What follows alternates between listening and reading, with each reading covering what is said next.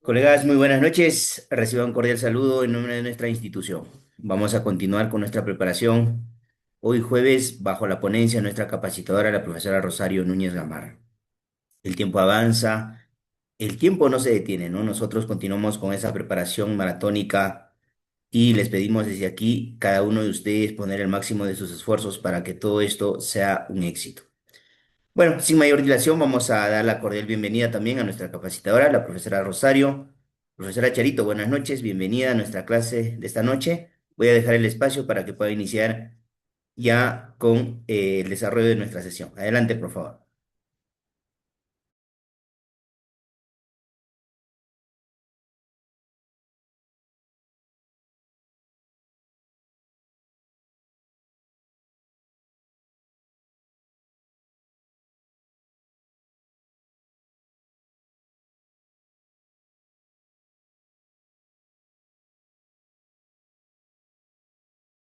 Buenas noches, las disculpas del caso, buenas noches con cada una de ustedes, buenas noches, maestro Reimer. Vamos a continuar hoy día fortaleciéndonos en nuestra preparación para nuestro ansiado ascenso y también nombramiento. Bien, ahora voy a compartir pantalla con los primeros casos que hemos venido preparando, en relación también a los procesos pedagógicos y los que deberíamos de tener en cuenta en el día a día en nuestra labor docente. Bien, y me pueden ver, avisar si ven bien o lo agrando un poquito la pantalla, si visualizan ahí, colegas, este primer caso. Por favor, si me confirman a través del chat para iniciar ya con la lectura. A ver, ya tengo respuestas. Ay, así se ve. Ya, gracias. Bien, vamos a iniciar entonces con la presentación de este primer caso. La profesora Milagros dicta en una sección de 5 años de nivel inicial y antes de iniciar la actividad sobre el ciclo del agua, pregunta a los niños y niñas de dónde creen que viene la lluvia. Un estudiante responde con seguridad, la lluvia sale porque las nubes están tristes y lloran. Varios compañeros asienten y repiten la misma idea.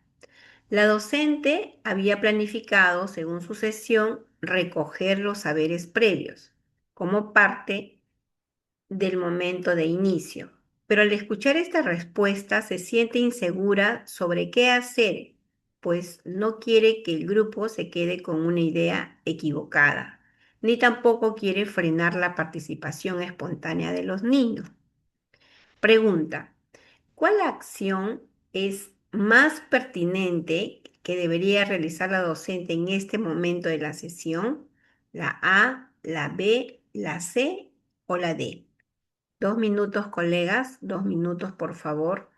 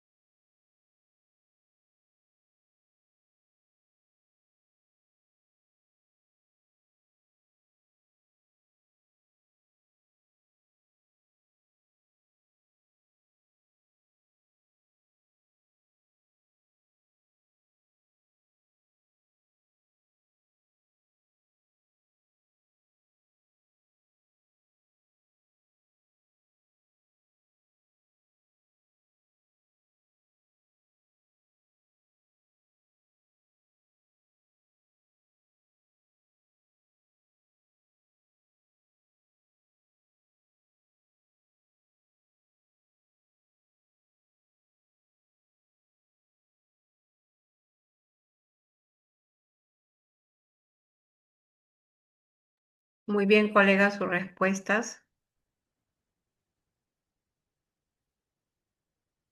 A ver, vamos a ver. La C, la B.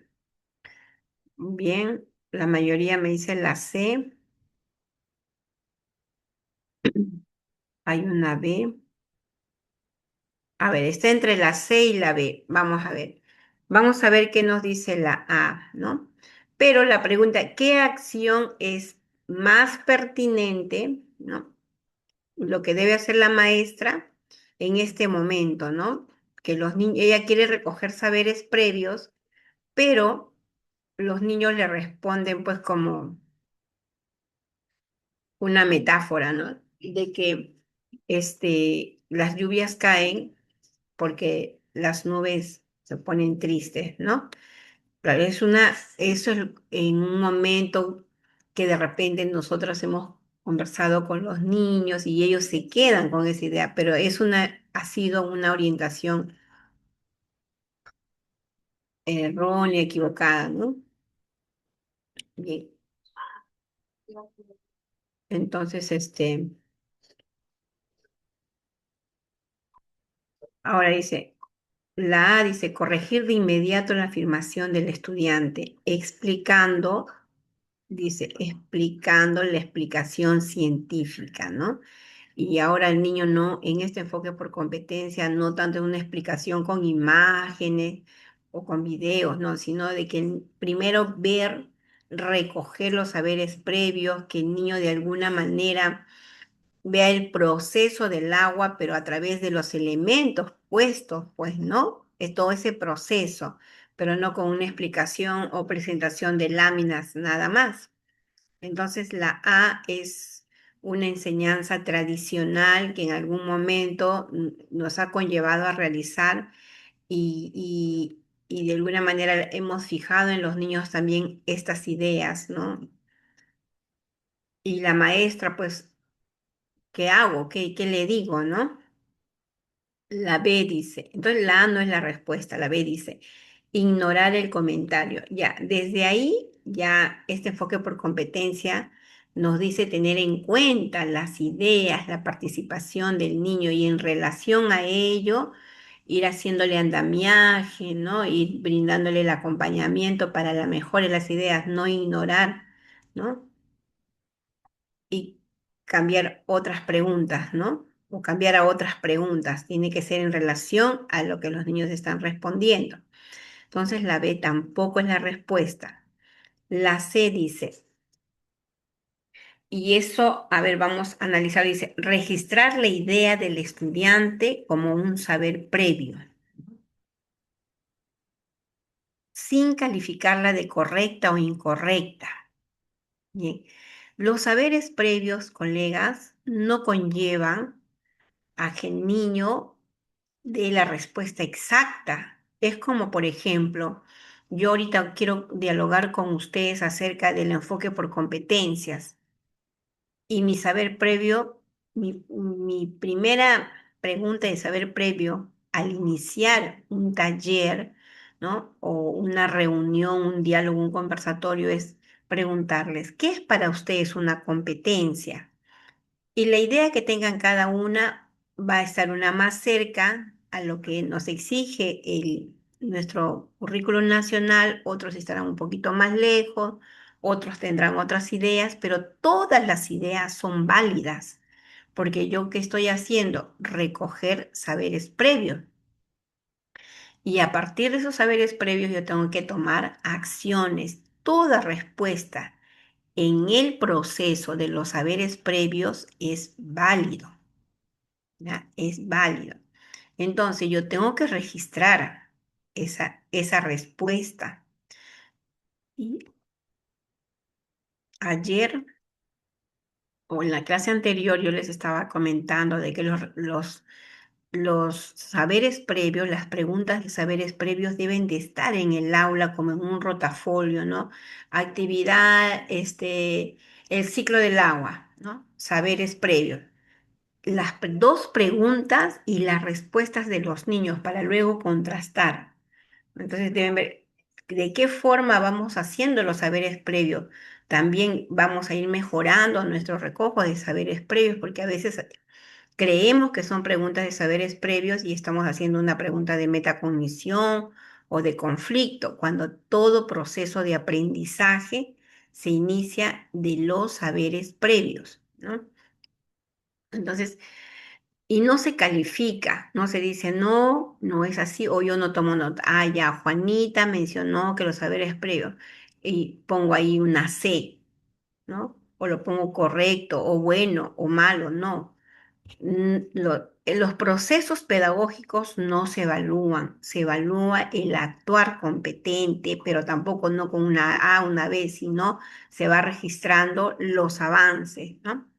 Bien, entonces, sin calificarla, la maestra ahí tiene una idea clara de qué son los saberes previos y utilizarla posteriormente como punto de partida para generar el conflicto cognitivo. Cuando nosotros hacemos nuestra actividad de aprendizaje, hacemos la motivación, los saberes previos, luego le generamos el conflicto ante esas respuestas que los niños dan, le generamos un conflicto. Esa pregunta de conflicto en la cual se va a desencadenar el desarrollo de la actividad, ¿no? Entonces es importante es el saber previo, saberlo plantear bien.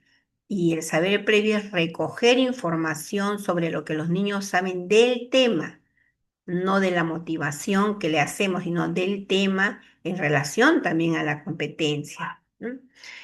¿Qué dice la D? Entonces la A, la B no es. La C se acerca bastante. La D dice pedir a otro estudiante que corrija ya, eso también no es una buena acción, porque los saberes previos quien lo realiza es la maestra, ¿ya? Entonces, la respuesta correcta es la C.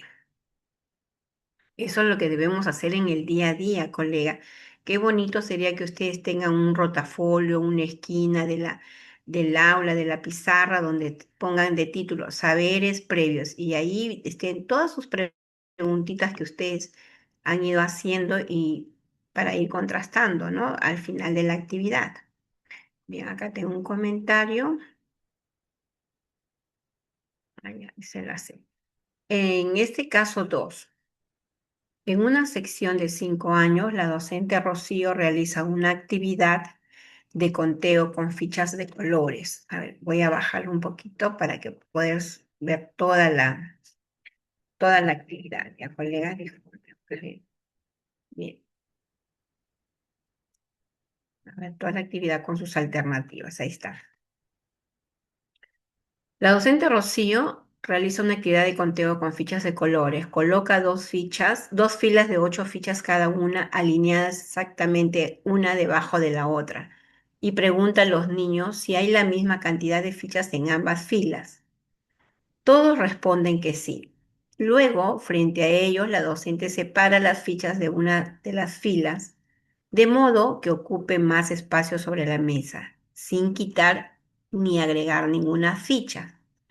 Y vuelve a preguntar, ahora, ¿hay la misma cantidad en las dos filas o hay más en alguna?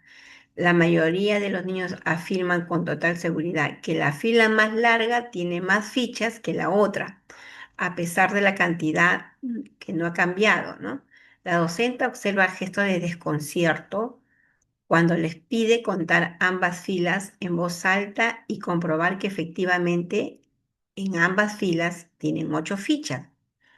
¿Qué proceso pedagógico evidencia la situación descrita y cuál es su finalidad en el desarrollo del pensamiento lógico matemático? ¿La A, la B o la C? 2 minutos, colegas, 2 minutos.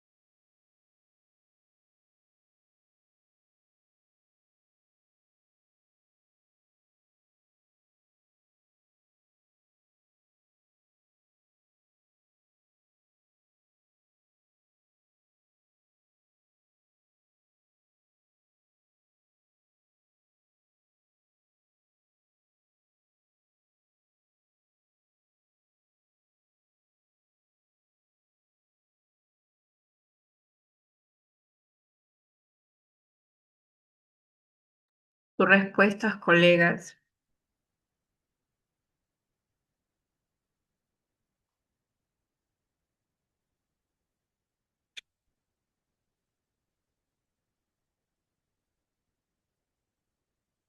A ver, por ahí solamente me han respondido cuatro, cinco.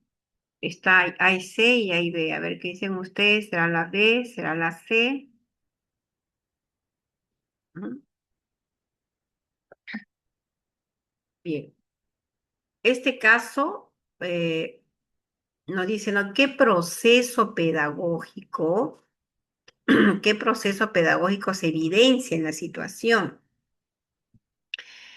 ¿Y, y cuál es su finalidad en el desarrollo? Cuando cuando la maestra ella con un buen desempeño en la mirada al desarrollo del pensamiento matemático y quiere ver ella qué noción tienen de cantidad, ¿no? ¿Qué noción es una cantidad cuando dicen muchos, pocos, pero también en esa mirada de los elementos, cuál es la noción que ellos tienen, ¿no? Entonces, realiza ella ese juego, porque es un juego, muy bien, ahora, ¿cómo lo ven? ¿No? ¿Qué cantidad hay? Entonces, ella quiere generar uno de estos procesos que va a conllevar al desarrollo del pensamiento matemático, probablemente, y de la mano el pensamiento, este, eh, de alguna manera, su pensamiento crítico, su razonamiento, ¿no?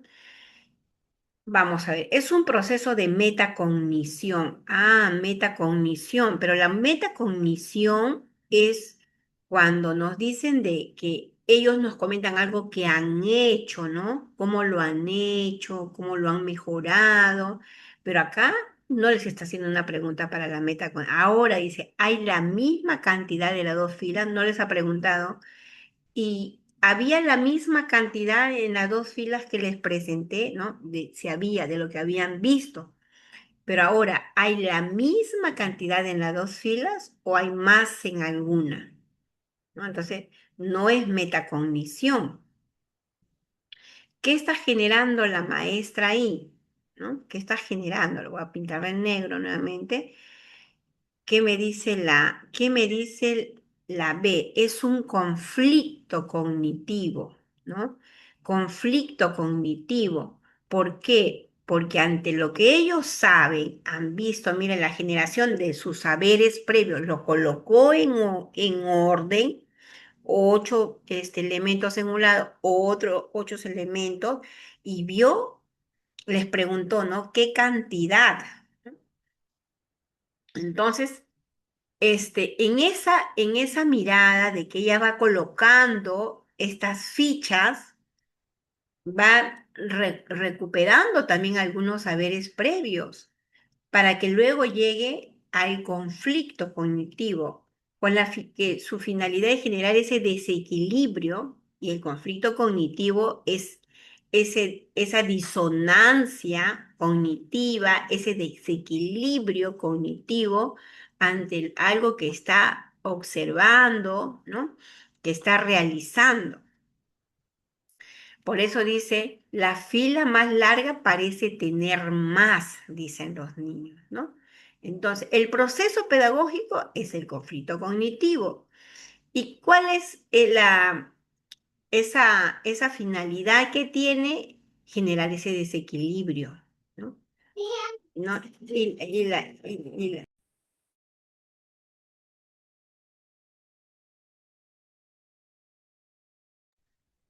Ya. Entonces, luego es, entonces acá la respuesta es el conflicto cognitivo, ¿no? El conflicto cognitivo. Vamos a pintarlo ahora. ¿Por qué? Porque va a generar ese desequilibrio y es lo que debemos hacer también en los niños en el día a día. ¿Qué tanto esos saberes previos están bien planteados para luego conllevar al conflicto cognitivo, colegas? Esto Son procesos que tenemos que hacerlos en el día a día, no solamente es preguntar al niño sobre por qué llueve y luego darle la nube para que pinte con las lluvias o ponga témperas alrededor. No, esos son acciones pasivas que te llevan a las habilidades de orden inferior. Y hoy en día buscamos las habilidades de orden superior que me conlleva los saberes previos del conflicto. ¿Para qué? Para llegar al pensamiento crítico, que es una habilidad de orden superior, el razonamiento, la creatividad para resolver problemas. Pero si yo no tengo en cuenta estos procesos en el día a día, no estoy desarrollando el actuar competente. Ahora, andamiaje, porque la docente brinda ayuda directa, ya, pero en este caso no está brindando ayuda, les está preguntando, ¿no? Espera, les está preguntando. Luego, error, en la vida va a ser un error planificar este tipo de procesos dentro de las actividades de aprendizaje. Nunca va a ser un error, más bien es lo correcto, ¿no? Es lo correcto. Muy bien, vayamos ahora a un tercer caso. Dice, la docente Giovanna revisa el cuaderno de campo de un estudiante de 5 años que presentó su hipótesis sobre por qué flotan algunos objetos y se hunden otros. El dibujo muestra que el estudiante piensa que flotan los objetos livianos y se hunden los pesados, sin considerar el volumen ni la relación con el agua, ¿no? Al conversar con el niño, la docente tiene dos opciones registradas en su planificación. La opción A, decirle, muy bien, sigue así, y pasar al siguiente estudiante. La opción B es preguntarle, ¿qué pasó cuando probamos con la piedra este, perdón, ¿no? ¿Qué pasó cuando probamos con la piedra pequeña y con el tapón grande de plástico? ¿Ambos pesan igual? ¿Qué diferencia notaste entre cómo flotaban o se hundían? Orientándole a revisar su experimento. Desde el enfoque formativo de la evaluación, ¿qué tipo de retroalimentación representa la opción B y por qué es más pertinente que la opción A? Miren, ahí porque algunos dirán, es la A, la B, ya. Entonces la pregunta está un poco más planteada para el análisis. 2 minutos, colegas, acá. 2 minutos.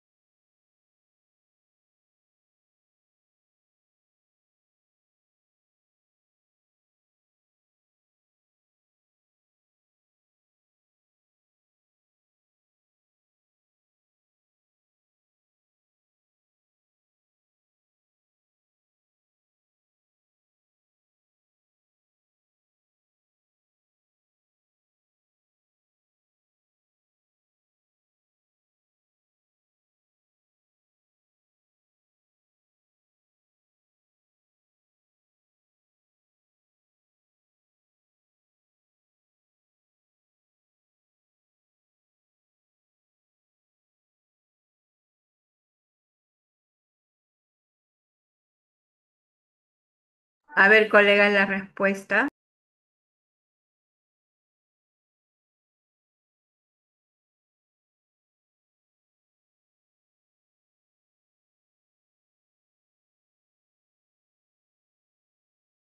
Sus respuestas, colega.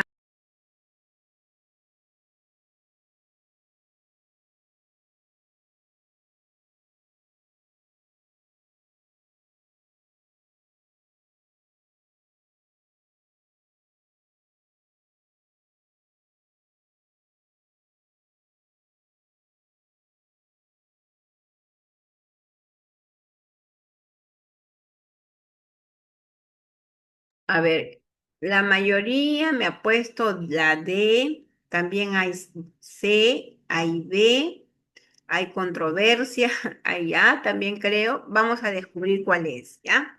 Bien, la pregunta dice desde el enfoque formativo de la evaluación, por eso dice, ahora nosotros este enfoque formativo nos orienta a hacer la retroalimentación. Cuando hablamos de evaluación formativa, inmediatamente debemos de pensar en retroalimentación.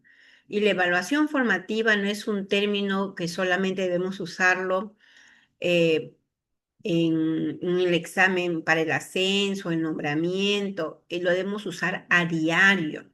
¿Qué quiere decir? Que tenemos que hacer retroalimentación, así como que tenemos que iniciar nuestra actividad con los saberes previos, las cuales nos va a conllevar a originar un conflicto cognitivo y este conflicto cognitivo que nos va a permitir a desenlazar todo el desarrollo de la actividad. Dentro del desarrollo de la actividad yo tengo que retroalimentar a través de un buen acompañamiento, a través del andamiaje, ¿no?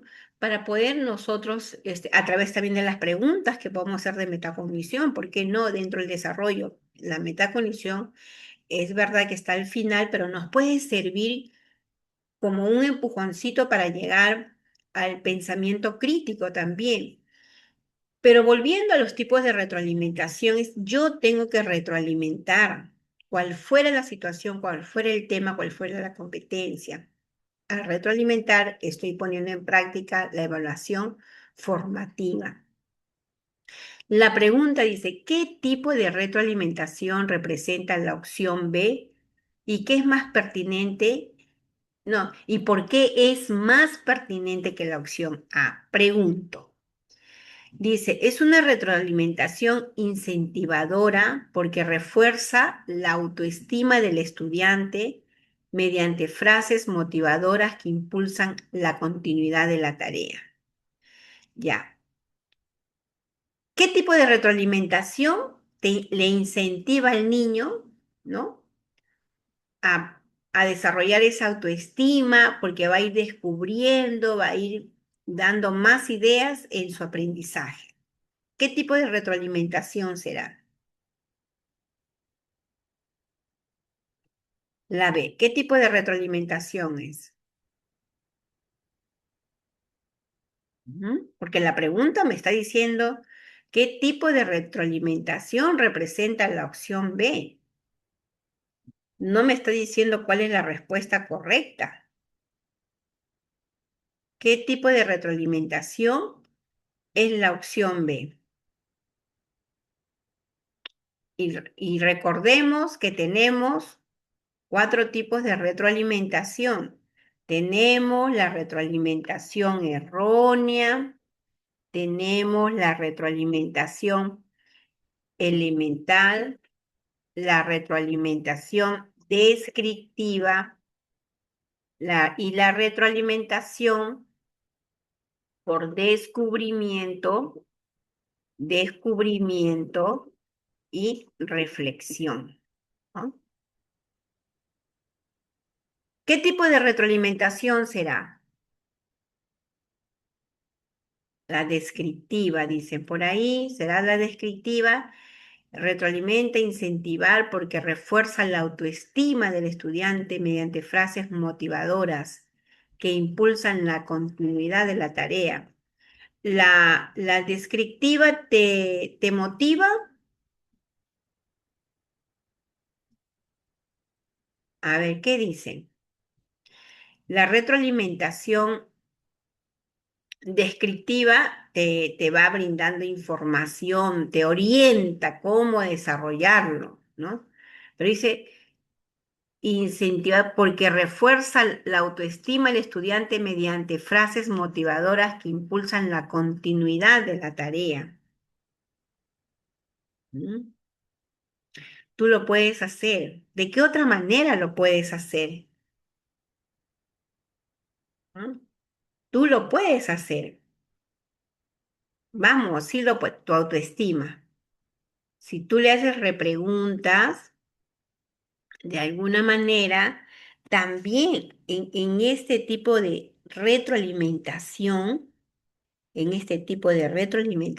colegas, estás prácticamente al niño, desarrollándole una retroalimentación. A ver, por acá ya se están dando cuenta, por reflexión, ¿no? Por descubrimiento, porque no le está diciendo cómo lo tiene que hacer, le está motivando.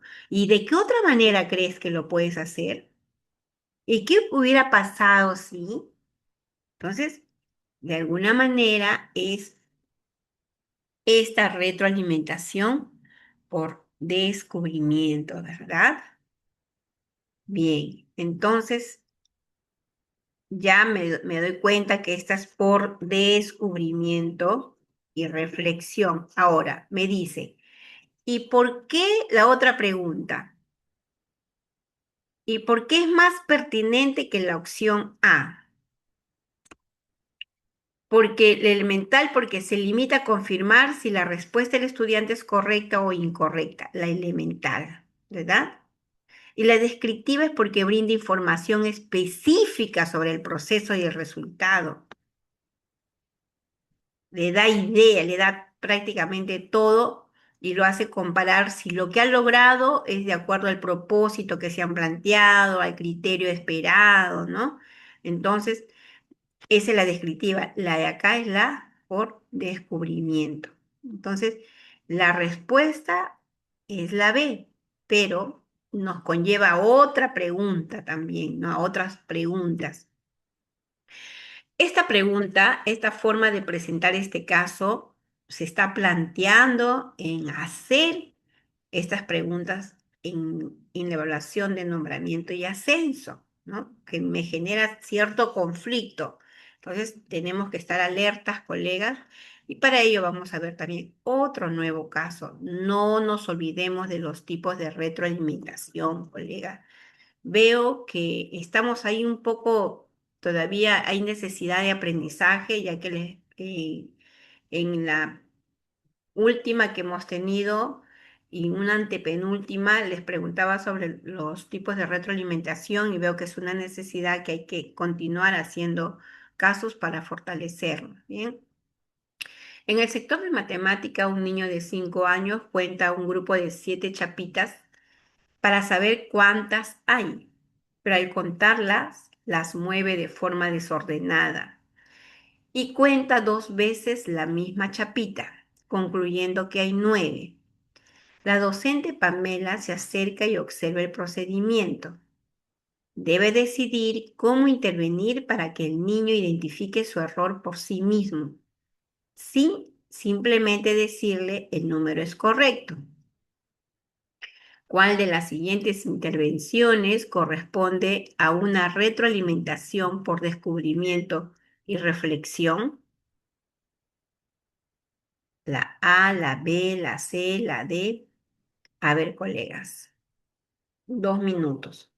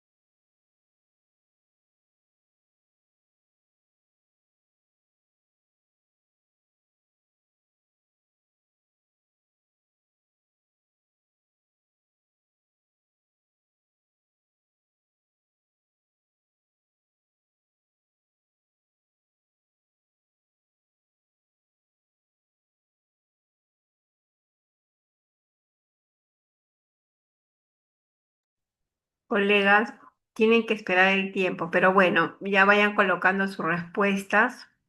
Colocamos las respuestas, colegas.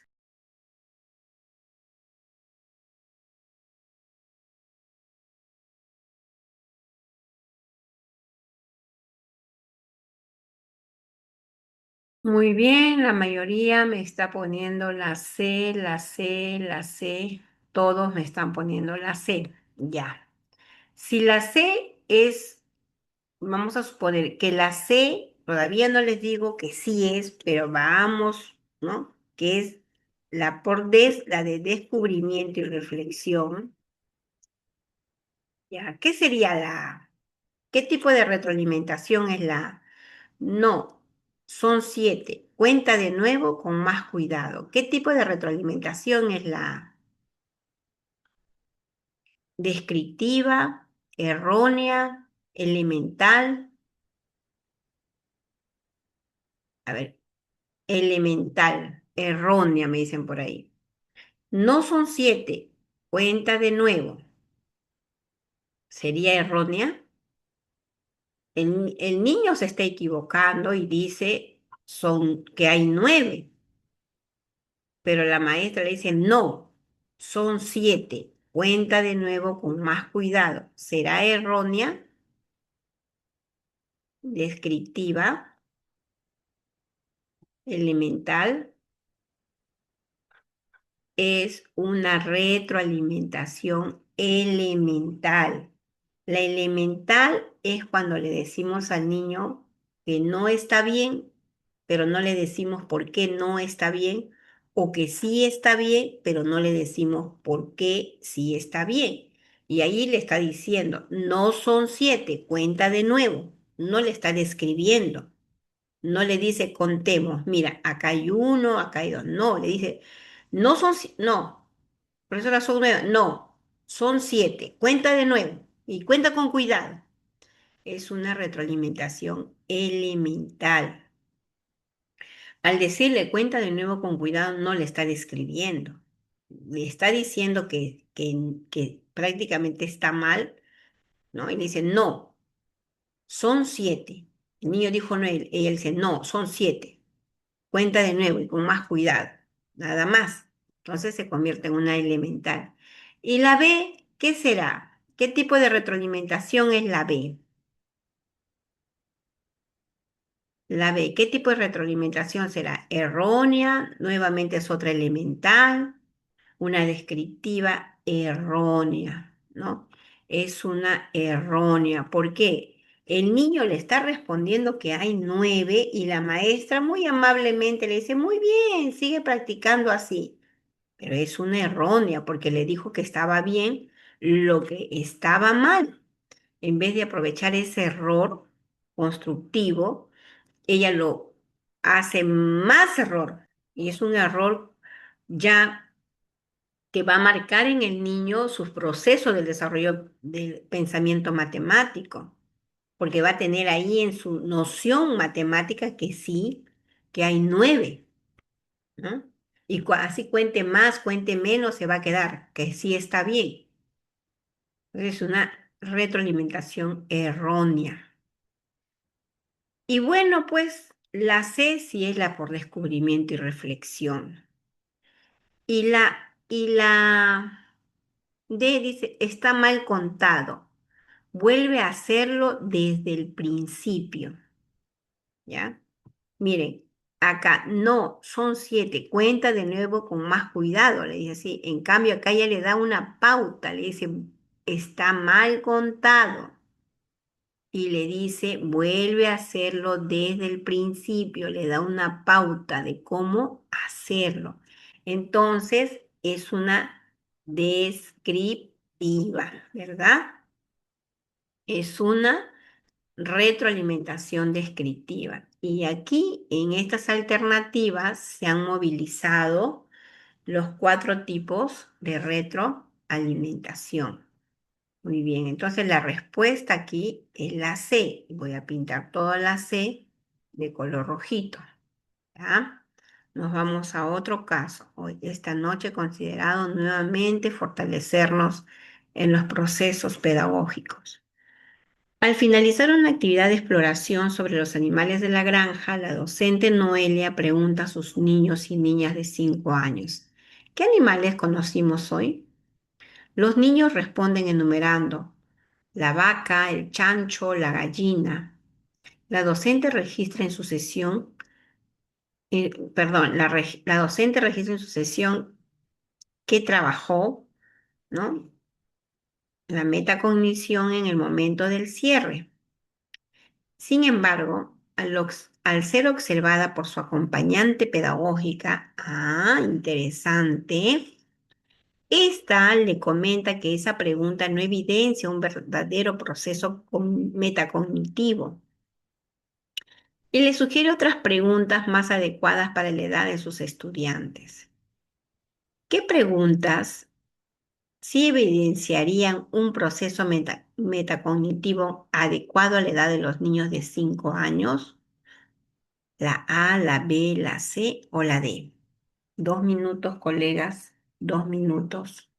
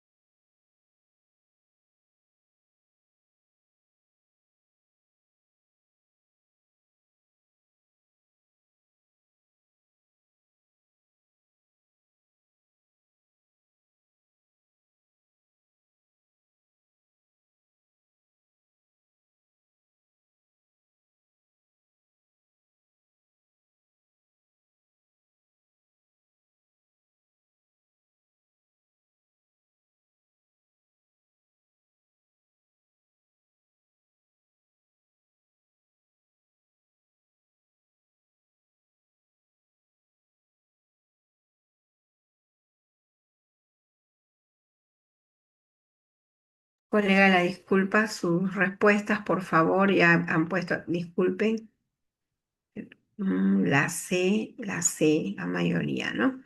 La pregunta dice, ¿qué preguntas evidenciará un proceso de metacognición? ¿Qué fue lo que más te costó hacer hoy? ¿Cómo hiciste para reconocer a cada animal? O sea, acciones que ya has realizado, ¿no?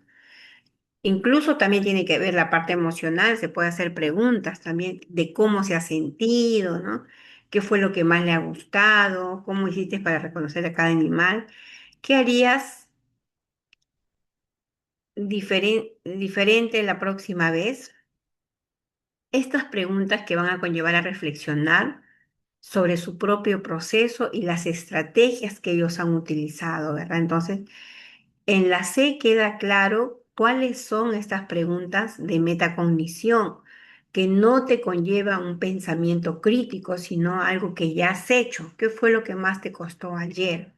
Tampoco es una pregunta de saber previo, ¿verdad?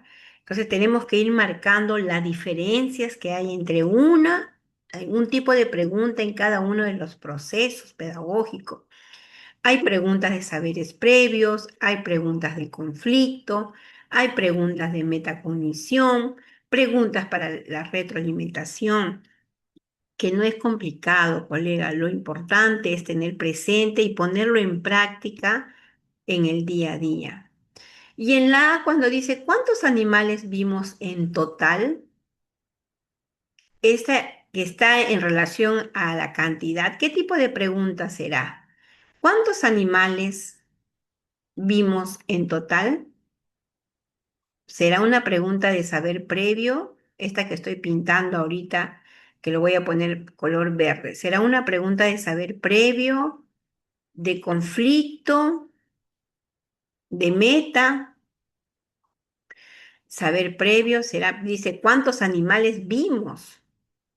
Vimos en total. ¿Será saber previo? ¿Será metacognición? ¿Conflicto? ¿Retro? ¿Cuántos animales vimos en total? Para llegar a la noción de cantidad, ¿no? Y verificar que tanto el niño, ¿cuántos animales vimos en total? Muchos, pocos, uno, dos, tres. ¿Qué tipo de pregunta será? De lo que vieron, de lo que hicieron, y ahorita estamos viendo en la C, es una metacognición también, colegas. ¿Cuántos animales vimos en total?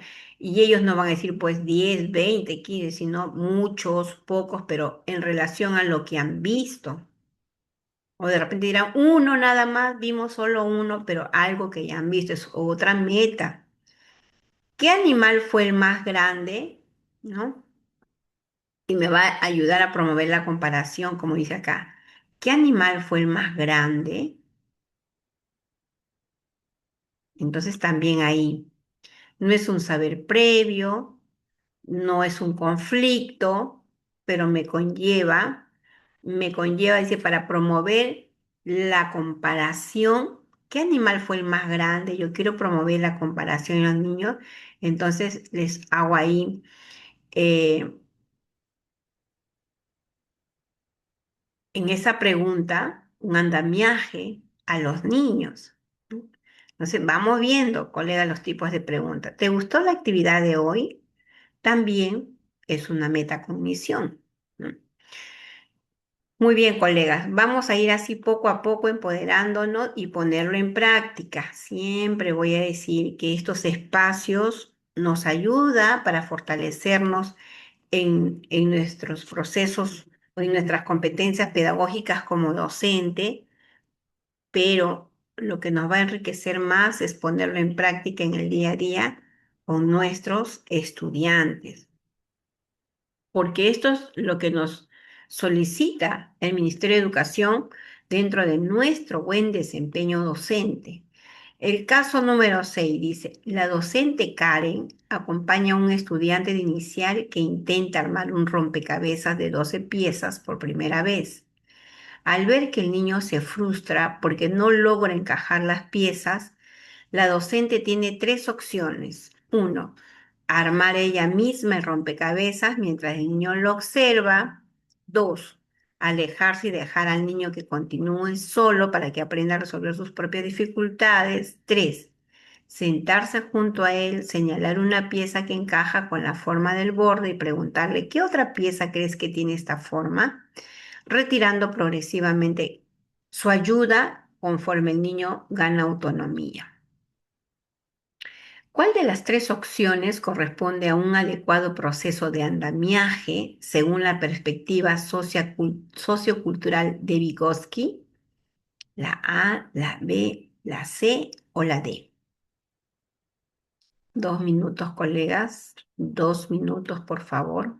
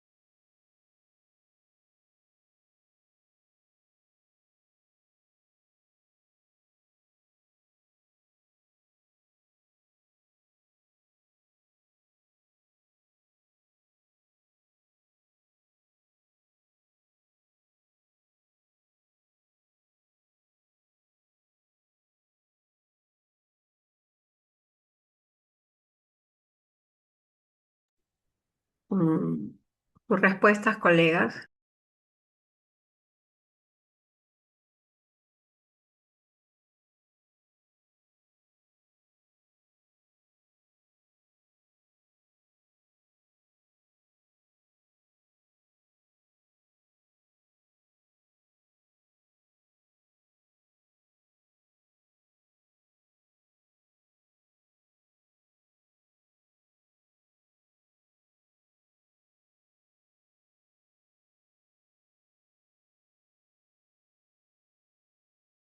Muy bien, colegas, la mayoría me está poniendo acá la C, la C. Bien, la pregunta dice, ¿cuál de las tres opciones corresponde a un adecuado proceso de andamiaje? Quiere decir que por ahí hay otro andamiaje en las preguntas, pero el adecuado. ¿Cuál es ese adecuado según la perspectiva sociocultural de Vygotsky, ¿no? Vygotsky que nos dice, pues, que el niño no aprende solo, o que las personas no aprendemos, necesitamos del apoyo de otros, ¿no? Por eso él habla sobre el aprendizaje socioconstructivista, social, no uno solo, sino con su par, que es el compañero, y también con el acompañamiento docente, ¿verdad? Entonces, en esta pregunta nos dice, ¿cuál de esas tres opciones, ¿no? La opción A, dice, la opción uno, la C dice la opción 3, porque el docente brinda un apoyo ajustado a las posibilidades actuales. ¿Qué, qué dice la 3? Sentarse junto a él, señalar una pieza que encaja con la forma del borde y preguntarle, ¿qué otra pieza crees que se forma? O sea, mire, el andamiaje no es como la descriptiva que le describe todo lo que debe de hacer, ¿no? Le da un empujoncito, le da una ayuda. Ya, mira, ve, ¿qué otra pieza tiene la misma forma? ¿No? Primero le ayuda, de ahí que él vaya descubriendo hasta soltarlo, hasta que él solo lo pueda armar todo ese rompecabezas. De repente la docente le hace el acompañamiento en la primera, hasta la tercera pieza quizás, ayudándole a descubrir. ¿Y cuál crees que tiene la misma forma o el mismo color, ¿no? Alguna característica que tenga esa pieza. Y le invita una y otra y luego le dice, ahora tú solo, o lo va dejando porque el niño tiene que ir haciendo completar ese juego que está realizando, ¿no? Que es armar la rompecabezas. Entonces, la opción 3 es la más pertinente, se puede decir, ¿no? Para este proceso de andamiaje. ¿Y por qué? Porque el docente brinda un apoyo ajustado a sus posibilidades del estudiante. ¿M? Y lo retira progresivamente conforme el estudiante va haciéndolo de manera autónoma. Entonces la respuesta ahí es la C. Bien, la opción 1, porque el docente al ser más experto debe modelar la tarea completa para que el estudiante aprenda por imitación exacta.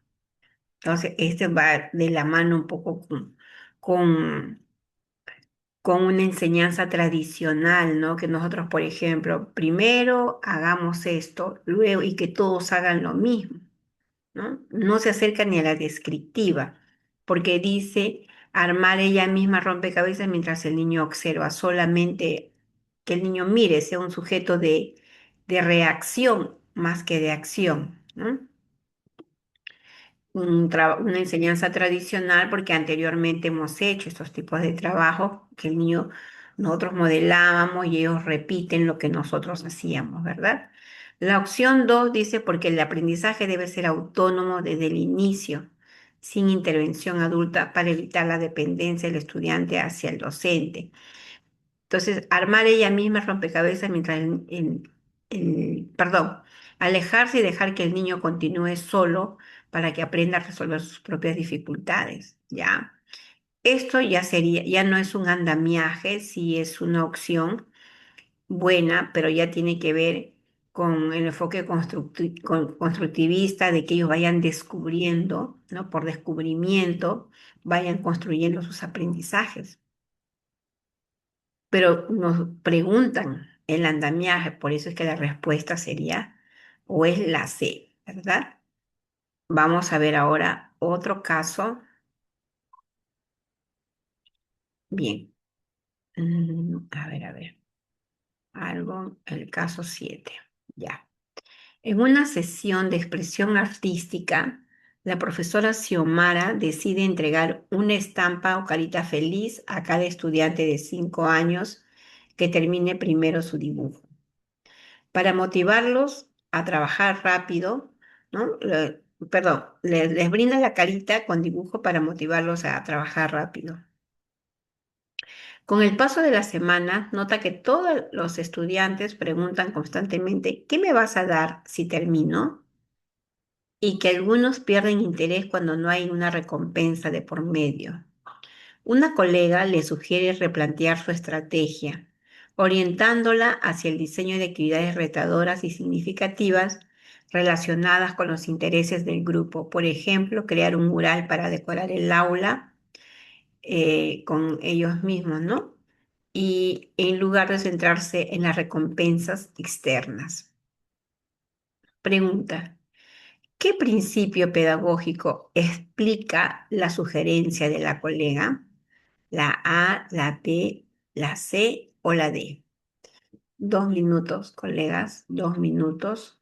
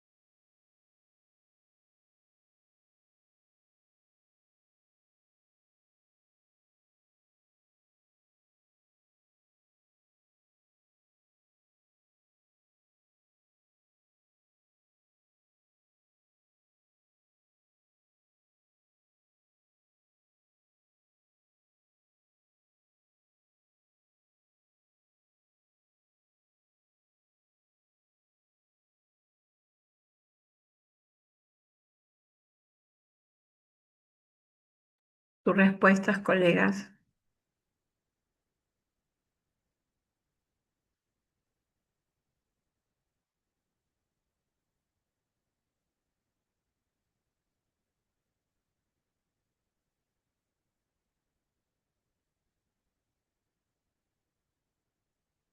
La A, la B, la C, la D. A ver, la B, la B, la B, la B. La mayoría la B. Lo estoy haciendo más compleja los casos y la mayoría está acertando. En una u otra ha habido dudas, en dos creo. Después han acertado, ¿no? Entonces, vamos bien, colegas, vamos bien, pero ahora yo voy a hacer otras preguntas o repreguntas, perdón, de las respuestas que ustedes están dando. Bien. ¿Qué principio pedagógico explica la sugerencia de la colega? Principio pedagógico, ¿no? Acá dice la motivación extrínseca, sostenida en el tiempo mediante recompensa material puede evitar ya. Pero ¿cuál es el principio pedagógico?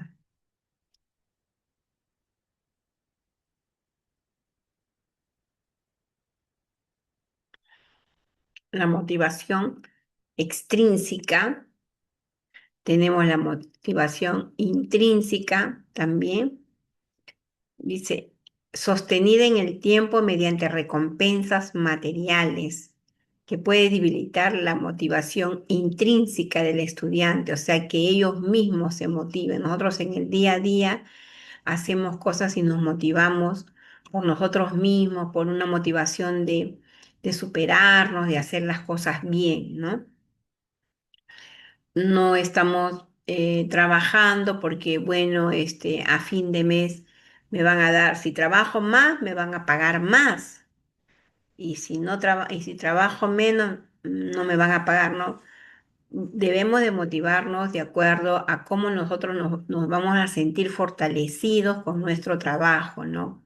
Porque queremos hacerlo bien. Eso es parte este principio pedagógico, de esta motivación intrínseca. Pero la extrínseca es cuando esperamos de los demás algo, ¿no? De lo que hay alrededor. Entonces, no es sostenida en el tiempo mediante recompensas, puede debilitar la motivación intrínseca, claro. De hecho, solamente lo haces porque ganas y hay recompensas, ¿no? Quien termina realizando la tarea solo por el premio y no por el interés genuino en el aprendizaje, ¿no? Por ello, se recomienda priorizar el diseño de actividades, ¿no? Significativas y retadoras que conecten con los intereses de los estudiantes. Bien, aquí sí es la respuesta, la B. Muy bien. Mm, Vamos a ver otro caso ahora para ir avanzando, colegas. Voy a bajarlo esto para ver en su totalidad. No, así está ahí. Ya. Ya. La docente Grecia, en su planificación de una actividad matemática con niños de 5 años sobre el reparto de mandarinas en partes iguales entre los integrantes de un grupo, organiza su sesión únicamente considerando los momentos de inicio, desarrollo y cierre, sin explicitar cómo acompañará el razonamiento matemático de los niños. Al ser observada, su acompañante pedagógica le señala que ha confundido la estructura general de la sesión. No está con un acompañante pedagógico. Con el proceso, ha confundido la estructura general de la sesión con el proceso didáctico específico del área, el cual incluso en el nivel inicial debe considerar la comprensión de la situación que nos están pidiendo, ¿no? La búsqueda y ejecución de una estrategia propia de los niños, que es repartir uno por uno, agrupar. cualquier acción matemática, ¿no? La socialización de lo realizado y la reflexión sobre el procedimiento seguido. Voy a volver a leer para su comprensión, ¿ya, colega? La docente Grecia, en su planificación de una actividad matemática con niños de 5 años, sobre el reparto de mandarinas en partes iguales entre los integrantes de un grupo, organiza su sesión únicamente considerando los momentos de inicio, desarrollo y cierre, sin explicitar cómo acompañará el razonamiento matemático de los niños.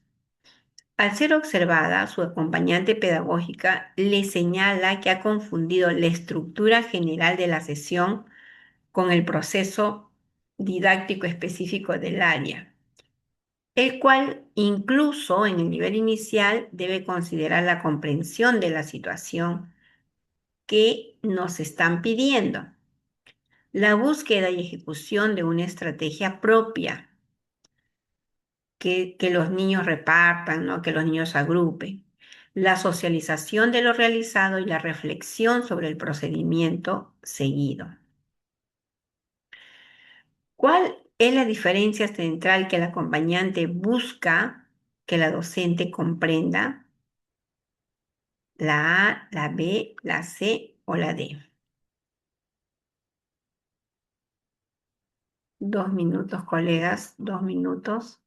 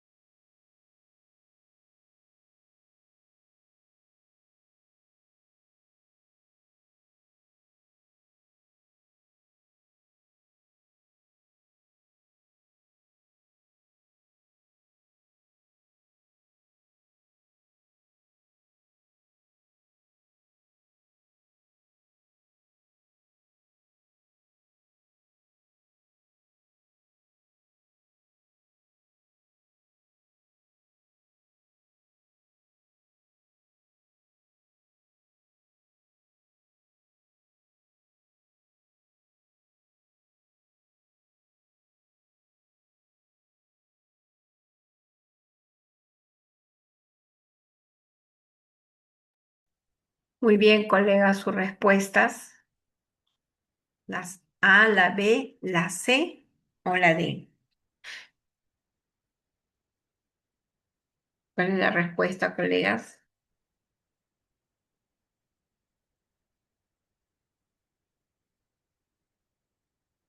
Bien, acá la mayoría me ha puesto la B, ¿no? La B. Bien. Y esto es lo que sucede muchas veces, colegas, cuando uno también hace el acompañamiento, ¿no? Pero nos estamos centrando en que solamente vemos inicio, desarrollo y cierre, que estos son los procesos didácticos, ¿no? Didácticos, que hay una didáctica y inicio, que hay un desarrollo y hay un cierre en una actividad.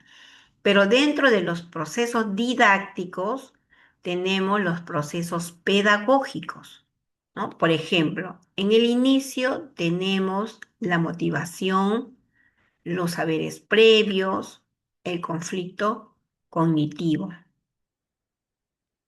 En el desarrollo tenemos la construcción de los aprendizajes, ¿no? Y todas las condiciones que la maestra realiza, pero es la construcción de los aprendizajes, donde vamos a tener ahí la retroalimentación, el desarrollo del pensamiento crítico, que vamos a tener la transferencia de lo aprendido.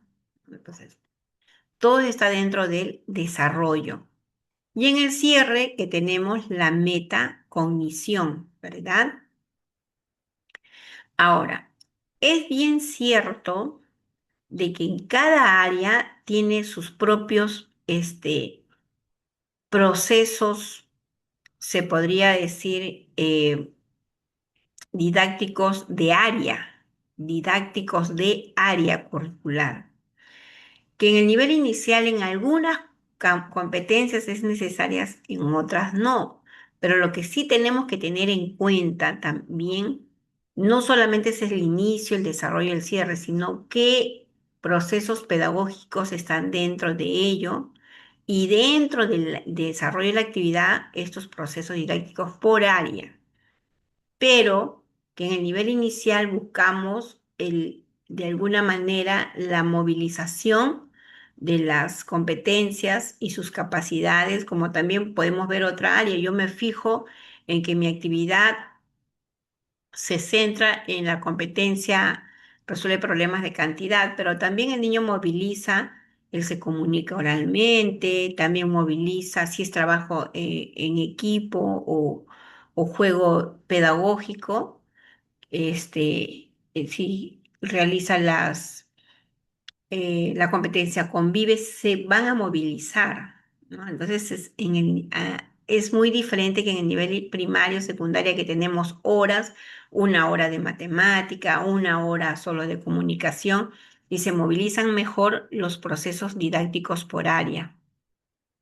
Sin embargo, vayamos teniendo en cuenta estos procesos pedagógicos, lo que estamos viendo, ¿no? En los casos anteriores, que son los saberes previos, la motivación, el conflicto. Entonces, la respuesta en este caso es la B, porque hay que tener en cuenta estos procesos pedagógicos que son de carácter recurrente, es verdad, pero también viendo qué tan necesarios son los procesos pedagógicos en una área, como en el ejemplo que va esta secuencia de la comprensión del problema, la búsqueda de la estrategia, la socialización, la reflexión, ¿no? De acuerdo a esta competencia, resuelve problemas de cantidad. Por ello, en esta situación, muy bien ustedes lo han fijado, que la respuesta es la B, porque nos habla lo importante de los procesos, la importancia de los procesos pedagógicos, dice, son de carácter recurrente, o sea que no debe de faltar, tienen que estar presentes, pero no solamente en la planificación escrita en el papelito, sino en los procesos de la ejecución, el trabajo con los mismos estudiantes. Ahí se tiene que visualizar. Particularmente cuando hago el acompañamiento, observo qué tanto lo hacen en la ejecución, en la acción, porque la planificación es flexible. Yo puedo planificar algo, pero en la acción, en la ejecución, en el actuar competente del niño va a haber cierta variación y eso es lo que más interesa, qué tanto los niños van demostrando ese actuar competente en relación a tu desempeño docente al promover estos procesos didácticos y procesos pedagógicos, ¿no? Bien, entonces la respuesta si es la B, colegas, si es la B. Dice, los procesos didácticos solo se aplican en el área de comunicación y no corresponden al área de matemática en nivel. En todas las áreas hay procesos didácticos, sino que en el nivel inicial no necesariamente vamos a ponerla en todas las áreas cuando hacemos nuestra planificación, porque movilizamos áreas, ¿no? A diferencia del nivel primario o secundario que tienen específicamente sus horas para cada una de las áreas. Bien, vayamos ahora al caso, al noveno caso. La docente Ángela, al término de una unidad didáctica con niños de 5 años, se limita a marcar logrado o en proceso en su lista de cotejo, sin haber brindado ningún comentario o ajuste durante las semanas previas y considera que con ello ha evaluado el aprendizaje de sus estudiantes. En una jornada de fortalecimiento, se le explica que la evaluación formativa en el nivel inicial implica una observación continua durante el juego y las actividades, así como una retroalimentación oportuna a través del lenguaje, los gestos y la mediación que permite a los niños seguir avanzando durante el propio proceso y no solo verificar un resultado final. ¿Cuál de las siguientes prácticas evidencia mejor un enfoque de evaluación formativa a diferencia de lo realizado por la docente Ángela? 2 minutos, colegas, y marcamos las respuestas. 2 minutos.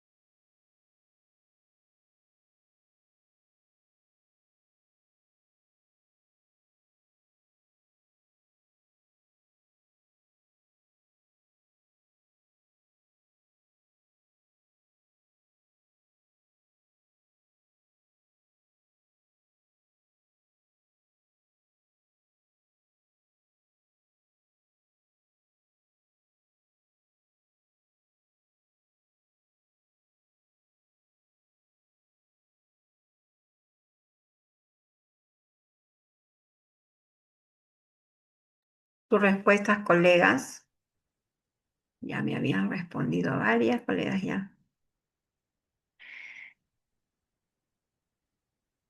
Miren, acá la maestra Ángela todavía no ha recibido capacitación, no ha sido actualizada en la evaluación formativa porque ella sigue usando su lista de cotejo, ¿no?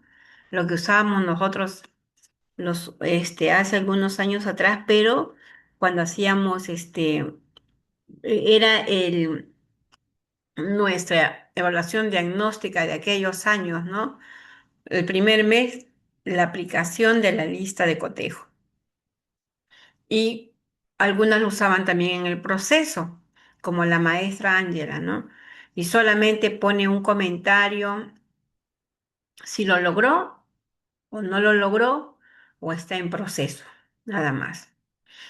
Pero la evaluación formativa implica observar al niño y describir qué tanto está logrando el desarrollo de la competencia, ¿no? Y para poder hacer el acompañamiento a través de la retroalimentación. Y la pregunta nos dice acá, ¿cuál de las siguientes prácticas evidencia mejor el enfoque de la evaluación formativa? Y ustedes me están respondiendo la C, la C, la C. ¿Y qué nos dice la C? Observar de manera continua el desempeño de los niños, ¿no? El desempeño. Y ustedes hacen el acompañamiento para observar el desempeño de los niños. Cuando usted le visita el acompañante pedagógico, la especialista, también es para ver su desempeño como docente. Y se dice que en los niños observamos el desempeño para poder fortalecer, darles ese acompañamiento a través del andamiaje, con preguntas de retroalimentación, preguntas reflexivas que le invita a desarrollar su pensamiento crítico. Igual también la especialista o el acompañante visitamos para poder recoger sus fortalezas, sus debilidades y también sus errores constructivos, porque ello conlleva a poder brindarles andamiaje, poder brindarles este soporte pedagógico, conllevarlas a través de la retroalimentación. Yo siempre pregunto, ¿y crees que has logrado tu propósito? ¿No? Y miramos, mi propósito, ya, ¿por qué crees que lo has logrado? Has movilizado y comienzan a reflexionar, ¿no? Bajo ese enfoque crítico, reflexivo. Entonces, tanto como los docentes y los estudiantes, necesitamos hoy en día en este enfoque por competencias, en esta evaluación formativa, reflexionar para poder mejorar nuestro actuar competente, ¿verdad? Entonces, observar de manera continua el desempeño de los niños durante el juego y las actividades cotidianas, identificar sus logros y dificultades. A partir, dice, de los desempeños esperados. Y cuando hablamos de desempeños esperados, son los desempeños que están en el programa curricular y también los criterios de evaluación, ¿no? Para ofrecer una mediación oportuna en el momento, no postergar. Por ello siempre digo, pregunten, interrúmpanme, porque se tiene que atender en el momento la inquietud que puedan tener. Y esa mediación lo hacemos a través de preguntas, con gestos, ¿no? O brindamos un tipo de material. Por ejemplo, si la maestra, en el caso del acompañamiento a las docentes, ¿no? Si la maestra hace una actividad de aprendizaje relacionada con la competencia indaga, y en la actividad yo he visto en la planificación que ella sí ha puesto la competencia, el propósito y el criterio en relación a su competencia, pero en el desarrollo por ahí ya se va perdiendo, en el desarrollo de la planificación. Y en la ejecución no se relaciona nada su actual competente porque le dijo a los niños, ¿y por qué las plantas tienen hojas, tallos? Los niños respondieron a las preguntas y la maestra decía, ah, ya, muy bien, excelente. Ahora tengan la hojita de aplicación para que dibujen a la planta que han observado, ¿no? Y ya, y los niños se demoran más de media hora dibujando y pintando a la planta. Entonces ahí viene el acompañamiento y se hace un acompañamiento muy rico y nutritivo porque yo le pregunto, ¿y crees que has logrado tu propósito? Sí, porque los niños respondieron, los niños... ¿Y qué dice la competencia? Vayamos a ver, problematiza. ¿Qué se problematiza? Que el niño hace preguntas. ¿En qué momento hizo el niño pregunta? Ay, no, profesora, yo le hice pregunta y ellos respondieron. Ya, ante lo que me dices, ¿crees que has logrado tu propósito? Me parece que no. ¿Y qué hubieras hecho? Entonces, con ese acompañamiento a través de la reflexión, brindando andamiaje, la docente se fortalece en relación a la competencia, igual también con nuestros niños. Debemos de estar preparadas para poder fortalecer, pero debemos de conocer la competencia, colegas. Sí, en estos ejemplos, en estos casos que vamos brindando, yo veo que ustedes aciertan en las respuestas y no es porque esté fácil la respuesta, porque se relaciona, ¿verdad? Ya no puedo hacerlo más difícil, pero ustedes saben, ustedes conocen, pero lo que falta es ponerlo en práctica. Todas ustedes están empoderadas, yo lo digo con toda seguridad, pero no solamente debe de ser en estos tipos de ensayos, sino llevarlo a la práctica para que de verdad nuestro desempeño docente sea diferente. O sea, tiene que haber coherencia entre lo que yo hago en este espacio de preparación con mi actuar en el aula. O sea, yo no puedo decir una cosa en estos espacios de preparación y mi actual es otro con mis niños. Tiene que ver esa relación. Y a eso yo les invito a la reflexión, colega.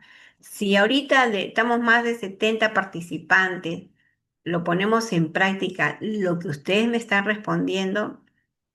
Imagínense, esos niños son A1, ¿no? Tienen un buen desarrollo del pensamiento crítico porque ustedes sí saben que es una retroalimentación por descubrimiento y reflexión. Ustedes sí saben cuándo es una competencia de saberes, de conflicto, porque acá me lo están diciendo, respondiendo en estos casos. Y en la práctica también tienen que demostrarlo, colegas. Muy bien. Yo les tengo que decir que están yendo bien, colegas. No es que están preguntas simples porque me estoy apoyando de varias fuentes para poder plantear las casuísticas. ¿Bien? Ay, perdón. Entonces, ahora vamos a un décimo caso. Durante la actividad, perdón. Durante la actividad del juego libre en sectores, un grupo de niños de 4 años construye una torre con bloques que se derrumba constantemente porque colocan las piezas más grandes en la parte superior. La docente Caterine observa la situación. Puede optar por la A, construir ella misma la torre correctamente y pedirles que la observen. La B, decirles directamente las piezas grandes van abajo. La C, acercarse y preguntar, ¿por qué creen que se cae la torre? ¿Qué pasaría si probamos cambiando el orden de los bloques? Acompañando la exploración sin resolver el problema por ellos. ¿Cuál de las opciones representa una adecuada mediación docente según el enfoque de la educación inicial?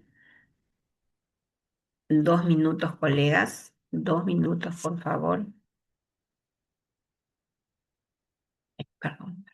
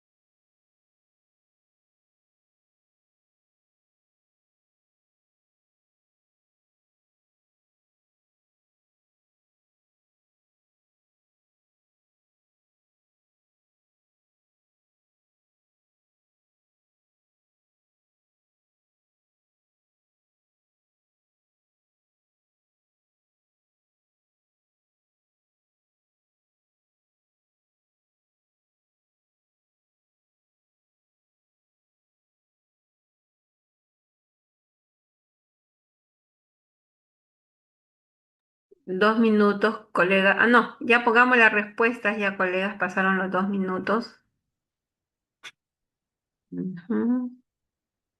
La C me están poniendo la mayoría. Bien, dice, ¿cuál de las opciones representa una adecuada mediación docente, ¿no? Una adecuada mediación, que es nuestro rol docente. Mm, Nosotros nos merecemos a nuestro trabajo, ¿verdad? Entonces, como yo siempre digo a todos, el trabajo que tenemos o que nos den la posibilidad que sea, tenemos que tratar de hacerlo mejor. Si te dieron un trabajo de vendedor de papas, pues tienes que ser el mejor vendedor de papas, atrayendo a los clientes, tratándolos bien, ¿no? Y si nuestro trabajo es en este caso de ser cocinera en un restaurante, tratar de cocinar todos los días contentos, con alegría, ponerle el punche, el alma, corazón y vida a nuestro trabajo, para que siempre podamos brindar algo mejor al usuario, ¿no?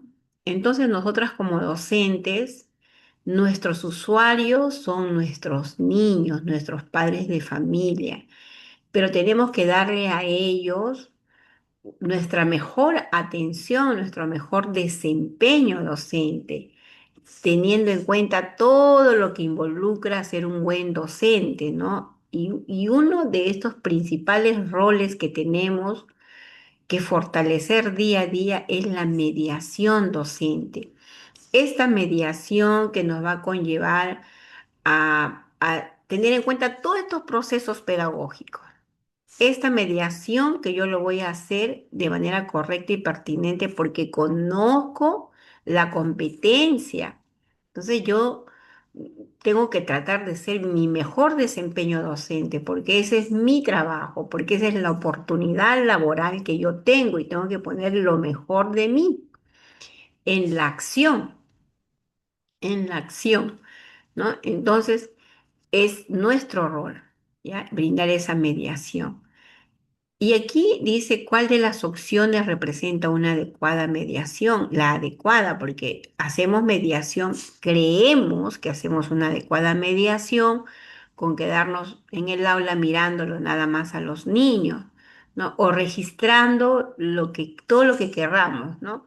Pero no es registrar todo lo que querramos, sino qué es lo que queremos observar en los niños en relación al propósito, o sea, qué competencia queremos observar, cómo lo vamos a registrar, ¿verdad? Tener en cuenta el cuaderno de campo, luego hacer ese cuaderno de campo, hacer un análisis descriptivo para luego llegar a la conclusión descriptiva en el registro de seguimiento, ¿no? Todo un proceso que lo podemos hacer muy bien cuando estamos involucradas como parte de nuestro rol, ¿verdad?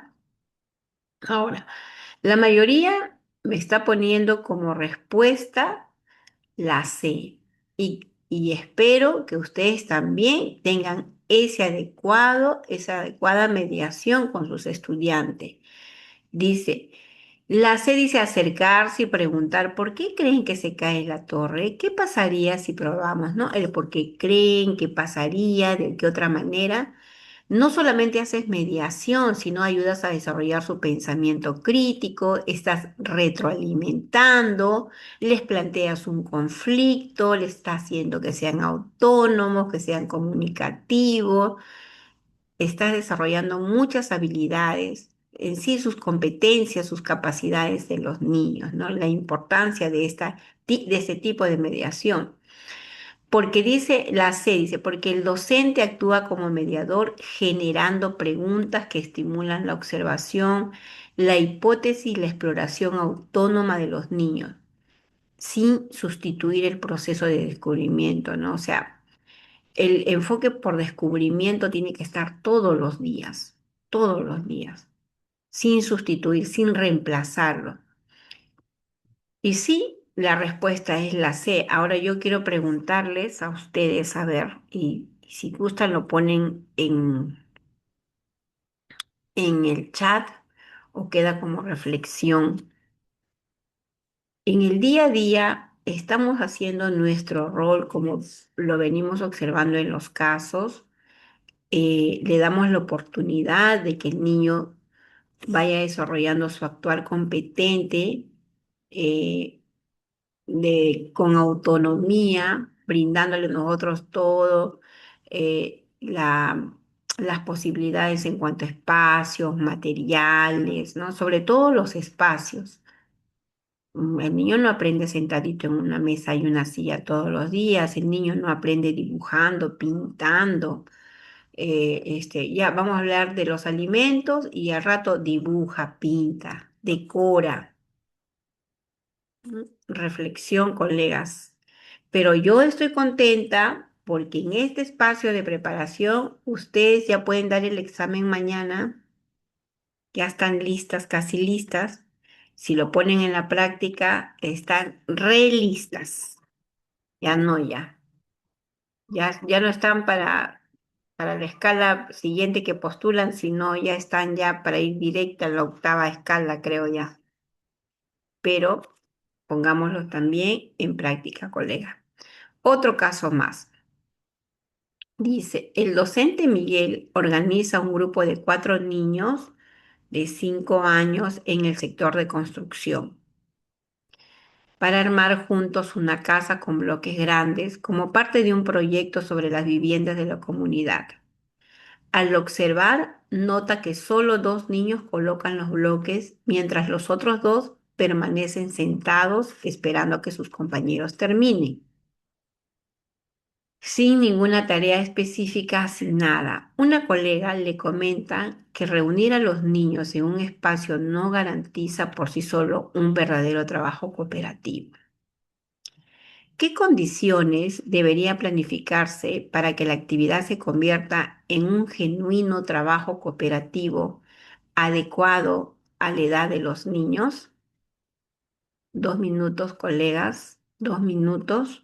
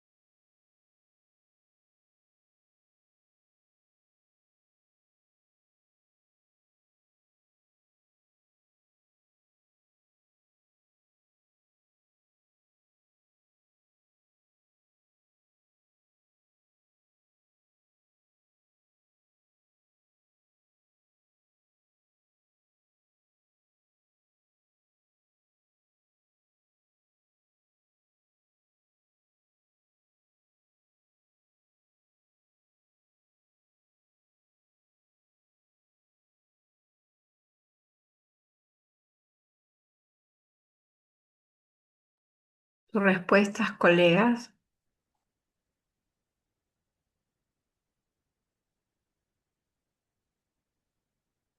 A ver, acá me han puesto la mayoría, la B, que tengo pocas respuestas, la B, la B. A ver, todos estamos de acuerdo en qué es la B.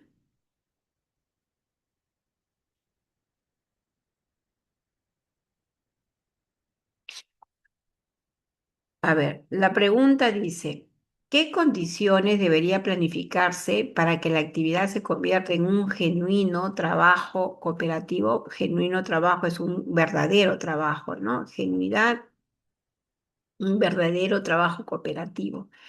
Y mire, el Ministerio de Educación, a través del Currículo Nacional, nos da orientaciones para el desarrollo de competencia. Y son 11 orientaciones que nos dan, ¿no? Desde partir de una situación significativa, plantear los saberes previos, el conflicto, que partir del error constructivo, que brindar esa acompañamiento o la retroalimentación y también hacer trabajo cooperativo, ¿no? Un verdadero trabajo cooperativo. No orienta a hacer un trabajo individual, sino trabajo cooperativo. Y ustedes acá me han puesto la B, dice, asignar a cada niño una responsabilidad concreta y visible dentro de la tarea común. Por ejemplo, uno trae los bloques grandes, otro los pequeños, otro forma las paredes, otro las decora, de modo que el logro del grupo dependa del aporte de todos, ¿no? Y cada niño pueda dar cuenta de su parte, o sea, la responsabilidad individual. Dentro de ese trabajo en equipo, cada uno va a tener su responsabilidad, ¿no?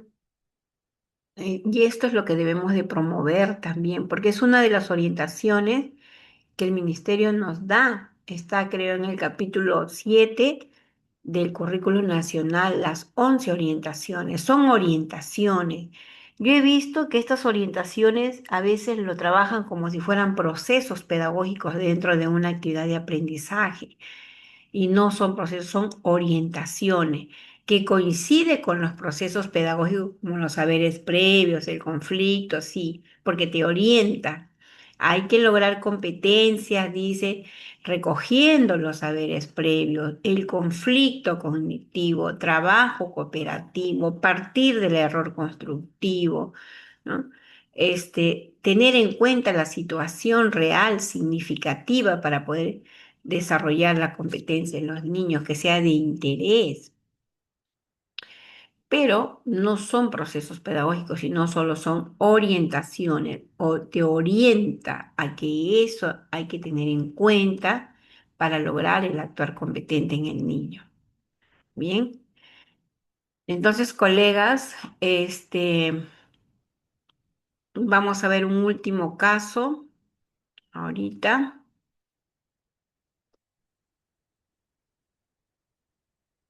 Ujú, ahí va.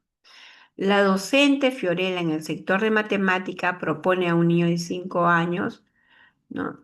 Cuenta estas 6 fichas. El niño las cuenta mecánicamente una por una sin mayor desafío. En otro momento del día, durante el juego en el sector de dramatización, la tienda le plantea la siguiente situación. Tienes 6 caramelos y quieres repartirlos en partes iguales entre tú y tu amiga Valentina. ¿Cuántos caramelos le tocará a cada una? En esta segunda situación, el niño debe comprender lo que se le pide, decidir cómo repartir, por ejemplo, entregando a uno a cada una por turnos hasta terminar, ejecutar su estrategia con material concreto y luego contar cómo lo resolvió. Desde el enfoque de resolución de problemas propio del área de matemática, ¿qué diferencia pedagógica central existe entre ambas situaciones, incluso en el nivel inicial? ¿Cuál es la diferencia en que se le da este, las fichas solamente para que las cuente o en que le das 6 caramelos y cómo tiene que repartirlo? ¿Cuál es la diferencia entre una y otra situación? 2 minutos, colegas. 2 minutos.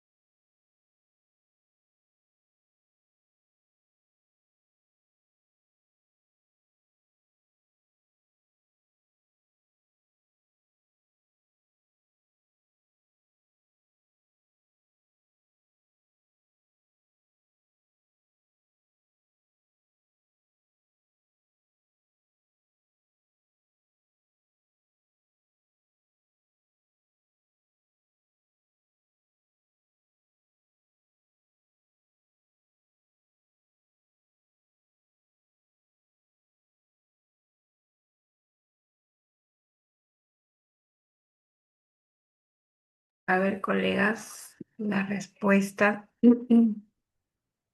la B.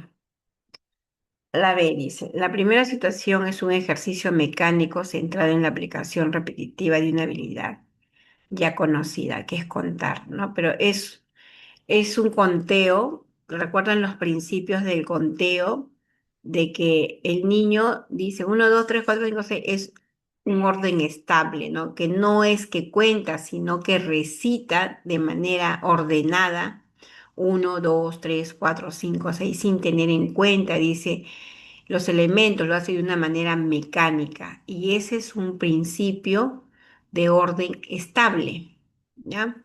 Hay un orden, pero no hay ese conteo como el principio de la cardinalidad o de la abstracción que cuenta, pero todavía no está en la capacidad de decir cuál es el número, el último número contado, ¿no? Pero cuenta.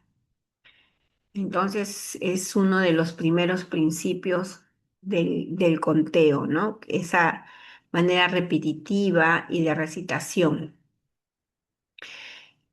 ¿Qué más nos dice la B?